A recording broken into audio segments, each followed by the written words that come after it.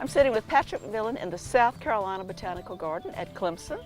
And Patrick, we know that this is a place where people have traditionally thought they would come to see rhododendrons and azaleas and all sorts of things in flower, but this is the most extreme difference I can imagine. How did this come to Clemson's campus? Well, yeah, imagine we've got over 640 species of desert plants growing right here in Clemson, South Carolina, outside all year long.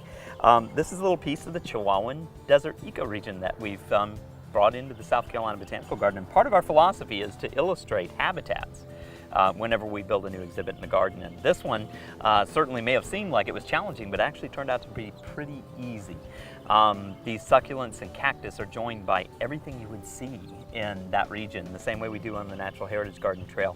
We want people to experience what it's like to go to the desert, not just some plants from the desert. The desert that you deal with is important. So we can't grow plants from the Mojave Desert in California, for instance, but we can grow them from the Chihuahuan. And that's a desert that receives rain in the summertime and is cold in the wintertime. So it does have similarities with right here in Clemson, South Carolina. Absolutely. It goes through a monsoon season, they call it there, which usually starts in July and runs through August, maybe early September, where it's very humid and it gets up to 100, 105 degrees and then it rains. And although we may not have the rain to the extent they do, the humidity is absolutely with us all the time. All the time. So, yeah, so it's really important when we're dealing with desert vegetation like this that we are choosing species that can tolerate the drought, but they're also, most importantly, tolerant of humidity, both in the summer and in the winter. So the Chihuahuan ecoregion works great. And lucky for us, that's like the epicenter of cactus diversity, of succulent lily diversity, what we call woody lilies, things like agaves, the century plants, which we have almost 100 different varieties of in this garden here. Yuccas, you know, we're used to seeing the yuccas, the Spanish bayonets, similar to the Texan species that's behind me here, down on the coast particularly. But you know, there's a ton of species that become tree-like, and many of them are just bizarre with the architecture and kind of look like a mop head on top of the sticks, like something that Dr. Seuss would churn up. But it's just an amazing amount of form that we see out here, and it's not all succulents, and it's not all things that are just you would think of being in the desert, you know, because deserts are way more life than people think.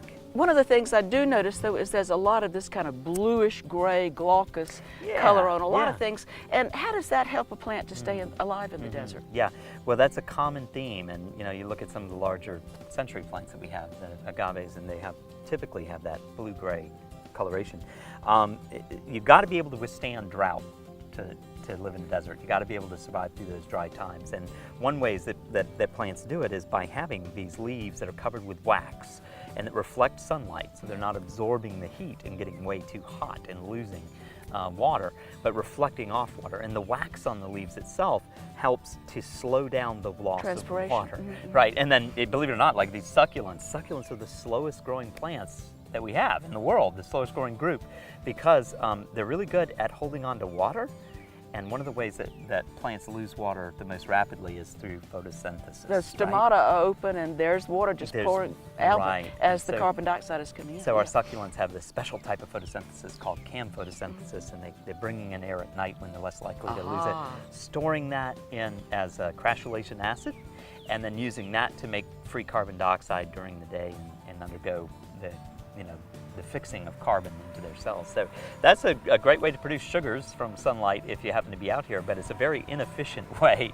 Efficient for water, but inefficient energy-wise, so they tend to have a really slow growth rate, but faster here than in Texas. Even today, there's a lot of color. I think green is the best color, and there's so many shades of green. But I understand that there are times when the desert just has what we actually consider a crayon box of color, and it's called the desert in bloom. When does that happen, and what causes it to happen? It's right now out in the desert, and it's right now here on the other side of the hill here, which we haven't been to yet, but you'll see the entire hillside starting to turn orange with the flowering of California poppies, one of the desert annuals from California deserts in that case, but that does very good for us here in the garden to sort of illustrate for people what happens in the spring in these deserts. Because even though they may be just scattered trees and bushes and rocks most of the year, without even a whole lot of leaves during the hot times in the spring, because the rains that are falling during the winter don't evaporate real quickly, they stimulate the germination of short-lived annuals. And you're probably used to pulling out hen henbit out of your garden, these winter yes. annuals. Well, the desert has the same thing, except instead of henbits, it's things like California poppies, desert poppies, bluebells, and bluebonnets. So the desert really becomes just a carpet of color, and we even have an area here, an extensive area that we illustrate for folks, that wonderful desert in bloom. And even henbit, which people fuss at, every time I see henbit, it always has a carpenter bee or a bumblebee on it. And I imagine the same thing happens with the desert flowers. Absolutely. If you produce a flower in the desert, you want it to be attractive to pollinators because it's losing water. So these cactus may only produce flowers open for a day, but they're some of the most beautiful flowers that you'll see anywhere in the plant world. So for instance, right now behind us, we've got the claret cup, or scarlet hedgehogs are blooming like crazy right behind me up there. And those huge flowers, only produce for one day. So you're really lucky to get here when those are open, because you don't want to lose water, but you have enough pollen and enough nectar in those flowers to really make sure that, in this case, hummingbirds or bees will recognize it, get to it, and effectively pollinate. So the desert is full of life. It's just a different form All of the life. time. Well, a lot of times it's the same. We just don't realize how effective it is at promoting that life, And there are some trees, but they're going to be different, even though you said some of them are actually oaks, and there's a palmetto, and there are things, but everybody's made an adaptation because it's a harder life. It is, yeah. So there's special adaptations for everything. And in deserts, that means having leaves that are covered with fuzz, with hair, right? Pubescence. It can mean having secondary compounds that cause scents to these plants. So like you're the not fun to nibble on. Right, yeah. And a lot of times these desert herbs are the same herbs we cook with, herbs from Mediterranean desert climates like sages, but also things like nicotine, right? Most people don't realize that tobaccos are desert plants, and nicotine was incorporated in those plants to help keep things from eating them, which is why we use nicotinoids Of course. as a insecticide today. Patrick, it's a lot of expense and hard work to get out to the Chihuahuan Desert. You told me you clambered up some cliff that was 6,000 feet high to get one little plant and to bring it back. How do you get support for these activities? Well, I support some of it myself, just out of my own pocket.